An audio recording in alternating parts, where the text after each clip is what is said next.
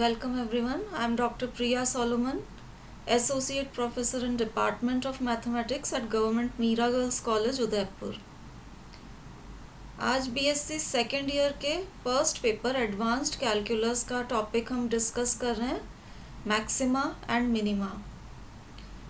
Last 2 lectures में भी हम इसी टॉपिक पे डिस्कस करते हुए चल रहे हैं।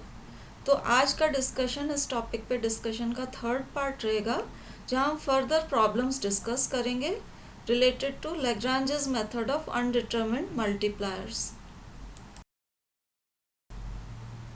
नेक्स्ट एग्जांपल में हमें ट्राइंगल दे रखा है ABC और मैक्सिमम वैल्यू निकालनी है cos A, cos B, cos C की। अब यहाँ हालांकि हमें कंडीशन कोई भी अलग से नहीं दे रखी है, लेकिन ट्राइंगल ABC दे देने का मतलब है कि ट्राइंगल के तीनों एंगल्स का सम पाई के बराबर होता है। तो ये आपकी कंडीशन हो जाएगी कि A plus B plus C is equal to pi, क्योंकि ABC इज अ ट्राइंगल। अब जिस फंक्शन की एक्सट्रीम वैल्यू अपने को निकालनी है उसको हमने u मान लिया, so u is cos A, cos B, cos C subject to the condition A plus B plus C is equal to pi. तो हमने नया फंक्शन फॉर्म किया है g, इन दोनों को इन्वॉल्व करते हुए ये u की वैल्यू है एंड मल्टीप्लायर के साथ आपकी जो गिवन कंडीशन है उस एक्सप्रेशन को लिया हुआ है। अब एक्सट्रीम वैल्यू की कंडीशन लगाते हैं, तो partial derivative of g with respect to a, b and c, this will be equal to 0। तो ये हमने g को पार्शियली डिफ्रेंशिएट किया है बारी बारी से with respect to a, b and c। Lambda eliminate यहाँ पर डायरेक्टली हो जाएगा, क्योंकि ये जो तीनों रिलेशंस आ रहे हैं तीनों में से आप लैम्डा को अलग से निकाल के इक्वेट कर सकते हैं। तो इन तीनों रिलेशंस में से लैम्डा को इक्वेट कर दें, तो ये फर्स्ट रिलेशन से लैम्डा, फिर सेकंड रिलेशन से लैम्डा एंड थर्ड रिलेशन से लैम्डा निकाल के हमने इक्वेट कर दिया। अब यहाँ पर आप देखिए ये जो एक्सप्रेशन हमारे पास आया है, पूरे एक्सप्रेशन को अगर cos A, cos B, cos C से डिवाइड कर दें तो दो टर्म्स कैंसिल हो जाएंगी कोसाइन वाली हर एक एक्सप्रेशन में, और आपके पास बच जाएगा tangent A is equal to tangent B is equal to tangent C। क्योंकि एक एक एक्सप्रेशन यहाँ साइन वाला था, तो sine upon cos will give you tangent A, tangent B and tangent C। ये इक्वल हो जाएंगे, और ये इक्वल होने का मतलब है you get A is equal to B is equal to C। अब तीनों अगर इक्वल हो गए तो तीनों का सम, क्योंकि पाई के बराबर था, यहाँ आप सब्स्टिट्यूट कर दीजिए तो ईच एंगल हो जाएगा आपका पाई बाय 3 के बराबर। तो एक्सट्रीम वैल्यू आपको तब मिलेगी when each angle is equal to pi by 3। तो यहाँ u में आप a, b, c को पाई बाय 3 सब्स्टिट्यूट करके इसकी एक्सट्रीम वैल्यू कैलकुलेट कर सकते हैं। क्वेश्चन में क्योंकि हमें एक्सट्रीम वैल्यू को मैक्सिमम प्रूव करना है, तो हम सेकेंड ऑर्डर कंडीशन के लिए प्रोसीड करेंगे। जैसा कि आपको पिछले एग्जाम्पल में बताया था, यहाँ 3 वेरिएबल्स हैं a, b and c together with given condition. तो हम किसी भी एक वेरिएबल को दूसरे वेरिएबल की टर्म्स में निकाल सकते हैं।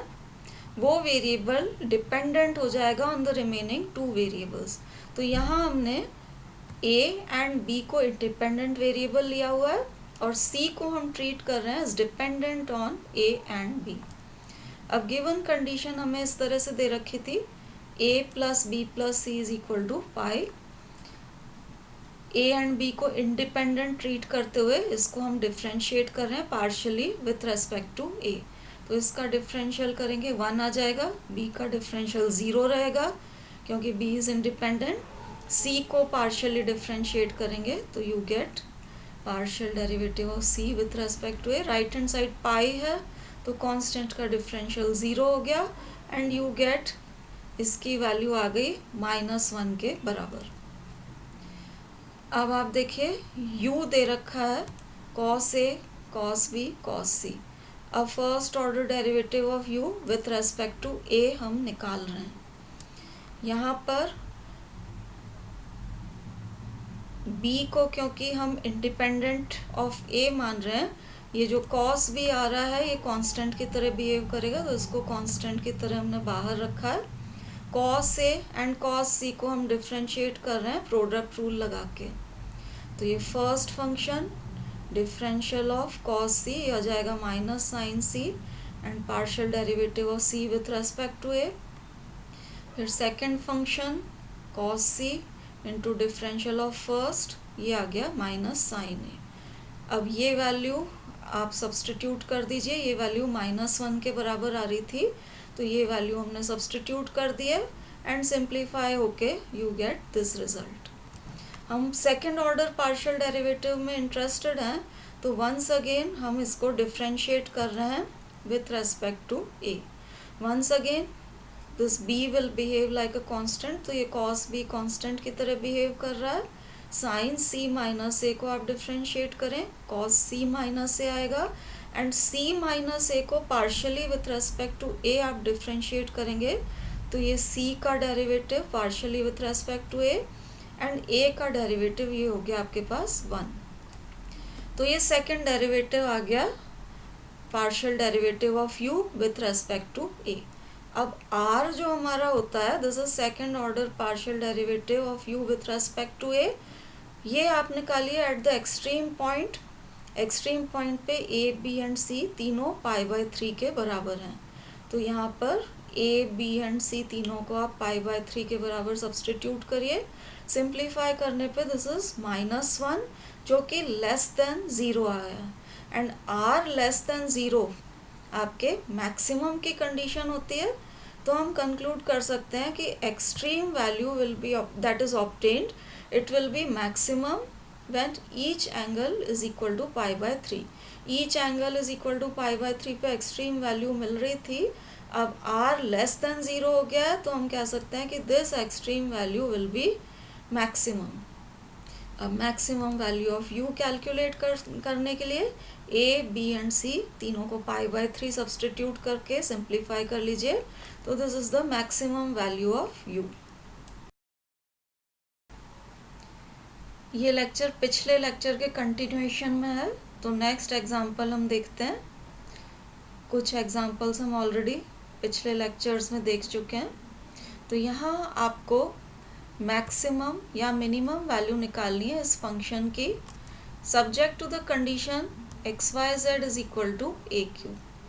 तो एज यूजुअल हम एक फंक्शन फॉर्म कर रहे हैं जिसको हम g से डिनोट कर रहे हैं। g में ये हमने u is equal to x to the power 4 plus y to the power 4 plus z to the power 4 लिया हुआ है, और मल्टीप्लायर लैम्डा के साथ इस कंडीशन की सारी टर्म्स को एक तरफ ट्रांसफ़र करके ये एक्सप्रेशन हमने लिया हुआ है। अब मैक्सिमम या मिनिमम की फर्स्ट ऑर्डर कंडीशन लगाते हैं g पे। तो first order derivative of g with respect to x with respect to y and with respect to z ये 0 होने चाहिए। तो ये हमने फर्स्ट ऑर्डर डेरिवेटिव्स निकाले हैं और तीनों को 0 के बराबर इक्वेट किया है। तो आपके पास कंडीशंस आ गई हैं 1, 2 एंड 3। अब लैम्डा एलिमिनेट करने के लिए हम 1 को x से मल्टीप्लाई करेंगे। अब आप देखिए 1 को जब x से मल्टीप्लाई करेंगे तो यहाँ हो जाएगा 4x टू द पावर 4 और ये हो जाएगा लैम्डा xyz। इसी टाइप से आपको 2 को y से मल्टीप्लाई करना है। अगेन यहाँ पर आपके पास लैम्डा xyz आएगा, यहाँ हो जाएगा 4y टू द पावर 4। 3 को z से मल्टीप्लाई करेंगे, वंस अगेन यहाँ लैम्डा xyz और यहाँ पर 4z टू द पावर 4 आपको मिल जाएगा। अब तीनों में ही क्योंकि xyz से मल्टीप्लाई करने पे ये टर्म आपकी लैम्डा xyz हो जाती है, तो अब हम minus lambda xyz expressions 1, 2 and 3 से कैलकुलेट करके सीधे ही इक्वेट कर सकते हैं। तो ये हमने निकाले, फर्स्ट एक्सप्रेशन से ये आया, सेकंड से और ये थर्ड से, ये तीनों को इक्वेट हमने कर दिया। इससे आपको x equal to Y equal to z मिलेगा, 4 कैंसिल होके you get x equal to Y equal to z. और क्योंकि हमें कंडीशन दे रखी थी xyz is equal to aq, इस कंडीशन में अगर हम x equal to Y equal to z substitute कर देते हैं, you get x cube is equal to a cube, और जिससे आपको मिल जाएगा x इज इक्वल टू ए। और क्योंकि x equal to Y equal to Z है, all three will be equal to A. अब आप देखिए, u निकालना था हमें, u की एक्सट्रीम वैल्यू। तो u की एक्सट्रीम वैल्यू आपको x equal to Y equal to Z equal to A पे मिलेगी। तो यहाँ पर x, y एंड z तीनों को आप a के बराबर रख दीजिए। ये u की एक्सट्रीम वैल्यू आ जाएगी 3a⁴। तो एक्सट्रीम वैल्यू तो निकल गई। अब आपको जैसा पिछले लेक्चर में भी बताया था, जिन क्वेश्चंस में x, y एंड z आपके इस तरह से इंडिपेंडेंटली निकल जाते हैं, वहाँ हम सेकेंड ऑर्डर कंडीशंस निकाल के ये डिटरमिन कर सकते हैं कि ये जो एक्सट्रीम वैल्यू u की आई है, ये मैक्सिमम वैल्यू होगी या मिनिमम। तो अब हम सेकेंड ऑर्डर कंडीशंस के लिए प्रोसीड करेंगे। यहाँ पर हम x एंड y को इंडिपेंडेंट वेरिएबल्स ले रहे हैं, z को ट्रीट करेंगे as dependent on x and y। अब गिवन कंडीशन ये आपको दी हुई थी, इसको हम पार्शियली डिफ्रेंशिएट कर रहे हैं with respect to x, taking y as independent variable. तो y क्योंकि इंडिपेंडेंट है, ये कांस्टेंट की तरह बिहेव करेगा, इसको बाहर ले लिया है। x एंड z को डिफ्रेंशिएट करने के लिए प्रोडक्ट रूल लगाया। First function x differential of z, फिर second function z and partial derivative of x with respect to x, ये 1 होगा। राइट हैंड साइड कांस्टेंट है, इसलिए डेरिवेटिव इज इक्वल टू 0। अब इससे आप partial derivative of z with respect to x की value calculate कर लीजिए। तो ये वैल्यू यहाँ पर आपके पास आ गई है -z/x। अब u हमें दे रखा था, u इसके बराबर था। अब u को हम पार्शियली डिफ्रेंशिएट कर रहे हैं विथ रेस्पेक्ट टू x। तो x⁴ को डिफ्रेंशिएट किया, यू गेट 4x³।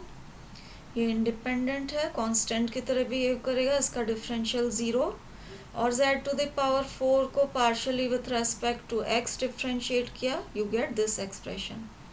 ये हम ऊपर कैलकुलेट कर चुके हैं, यहाँ इसको यहाँ से सब्सटीट्यूट कर देंगे इस जगह। तो ये आपने सब्सटीट्यूशन के बाद ये एक्सप्रेशन आ जाएगा और सिंप्लीफाई होके यू गेट दिस।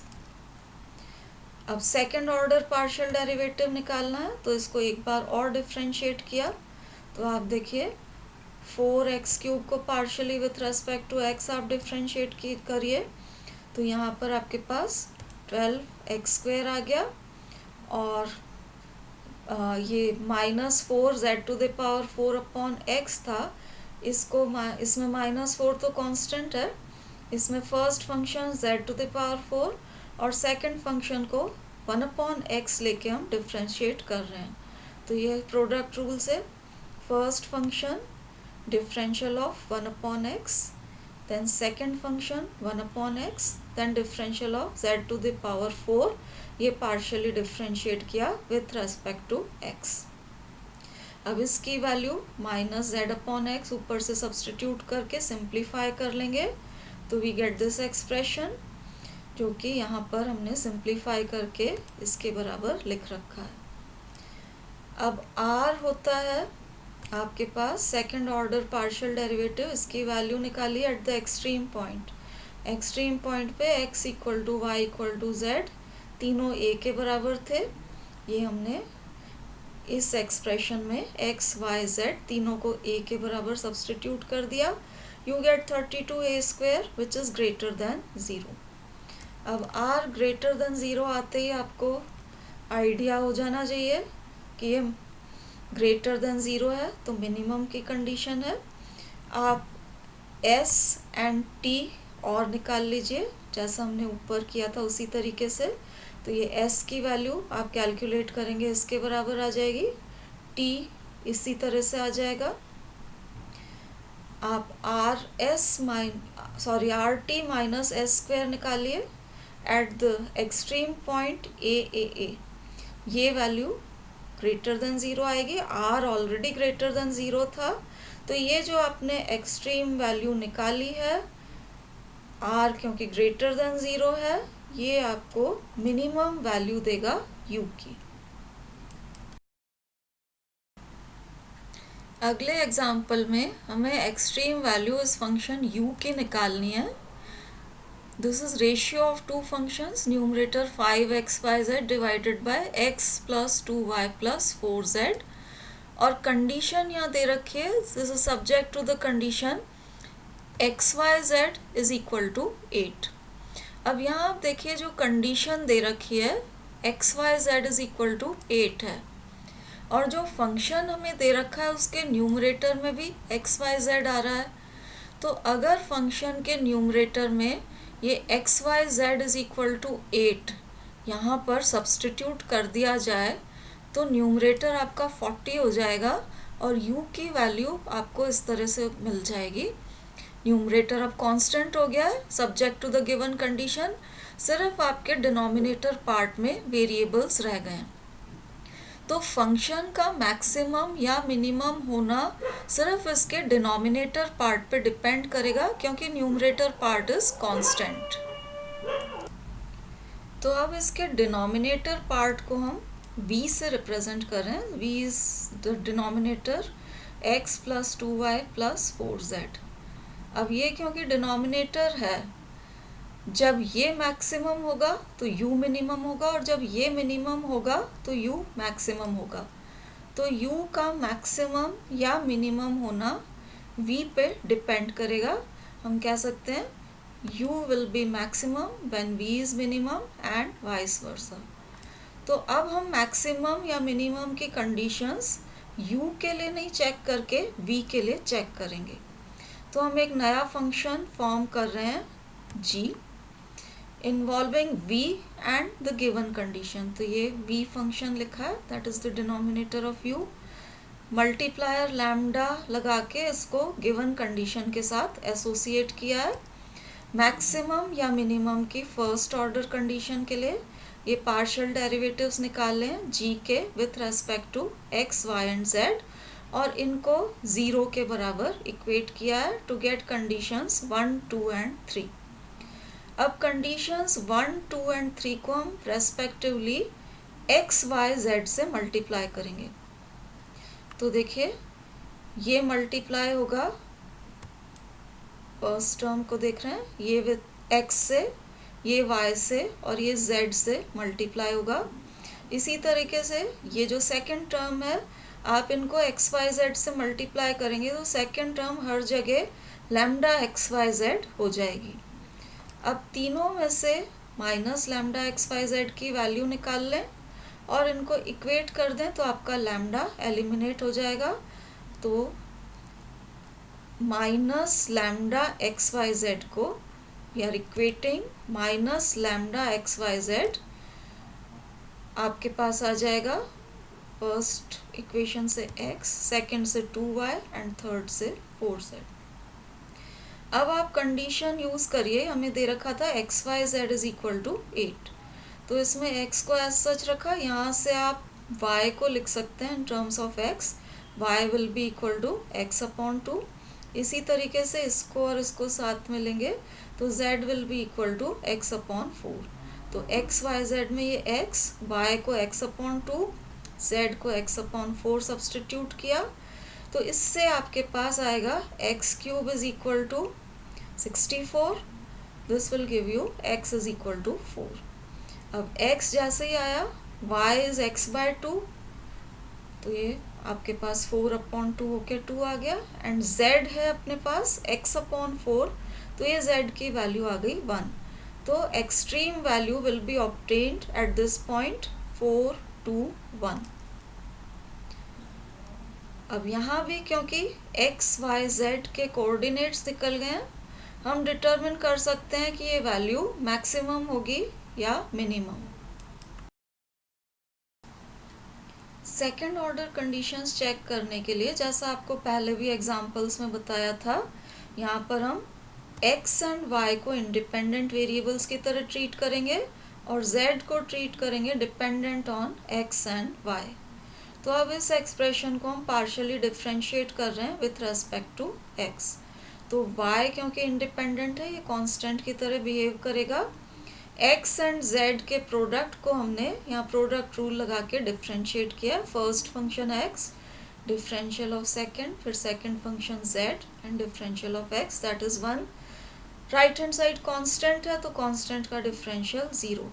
अब यहाँ से इसकी वैल्यू हमने कैलकुलेट की है, तो ये वैल्यू आपके पास आ रही है -z/x, और ये आप एक्सट्रीम पॉइंट पे कैलकुलेट कर सकते हैं by substituting z is equal to 1 and x is equal to 4। तो एक्सट्रीम पॉइंट पे इसकी वैल्यू हो जाएगी -1/4। अब v हमें दे रखा था x + 2y + 4z। अब v को partially with respect to x आप डिफ्रेंशिएट करें, तो x का डिफरेंशियल 1, y कांस्टेंट की तरह बिहेव करेगा, इसका डिफरेंशियल 0, और ये आपका 4z का डिफरेंशियल। z/x की वैल्यू यहाँ हमने ऊपर निकाली थी, ये सब्सटीट्यूट कर दें तो आपका एक्सप्रेशन इस तरह से हो जाएगा। अब इसको एक बार और पार्शियली डिफरेंशिएट करेंगे विथ रेस्पेक्ट टू x, तो ये हमने निकाला है सेकेंड ऑर्डर डेरिवेटिव। 1 का डिफरेंशियल तो 0 हो जाएगा, ये -4 कांस्टेंट है। इस z/x को डिफरेंशिएट करने के लिए हम रेशियो फार्मूला यूज़ कर रहे हैं। ये डिनोमिनेटर का whole square, denominator differential of numerator minus numerator into differential of denominator, that is equal to 1। अब r होता है this second order derivative at the extreme point 4 to 1। अब ये value eight the extreme point आपको निकालनी है, तो ये जो पार्शियल ऑर्डर डेरिवेटिव था विथ रेस्पेक्ट टू x, इसकी value eight the extreme point हम ऑलरेडी कैलकुलेट कर चुके थे। इसको आप डायरेक्टली -1/4 सब्सटीट्यूट करके सिंप्लीफाई कर सकते हैं, एंड सिंप्लीफाई होने के बाद ये कैलकुलेट होके 1/2 आ रहा है which is greater than 0। r greater than 0 आते ही आपको इंडिकेशन मिल जाएगा कि r क्योंकि ग्रेटर दैन 0 है, v की वैल्यू मिनिमम होनी चाहिए। तो आप दूसरे second order derivatives t and s और कैलकुलेट करके rt - s² at the point 4 to 1 check कर लीजिए, ये ग्रेटर दैन 0 आएगा। ये ग्रेटर दैन 0 है, साथ में r भी ग्रेटर दैन 0 हमने निकाला है। This means v will be minimum eight the point 4 to 1। अब v जो था अपने फंक्शन u में डिनोमिनेटर पार्ट था, तो अगर v मिनिमम है 4 to 1 पॉइंट पे, u विल बी मैक्सिमम। तो हमारा फाइनल कंक्लूजन हो जाएगा कि u is maximum at this point, और जो मैक्सिमम वैल्यू ऑफ u है उसमें आप ये एक्सट्रीम पॉइंट्स के कोऑर्डिनेट्स आप सब्सटीट्यूट कर दीजिए। यहाँ पर ये हो जाएगा इस तरह से, डिनोमिनेटर न्यूमरेटर कांस्टेंट था 40 के बराबर, डिनोमिनेटर इसके बराबर हो जाएगा, एंड कैलकुलेट होके ये जो वैल्यू आ रही है this will be the extreme value of u, और extreme value in this case is the maximum value of u। Next lecture में हम मैक्सिमा एंड मिनिमा के कुछ और प्रॉब्लम्स के साथ कंटिन्यू करेंगे। Thank you for watching.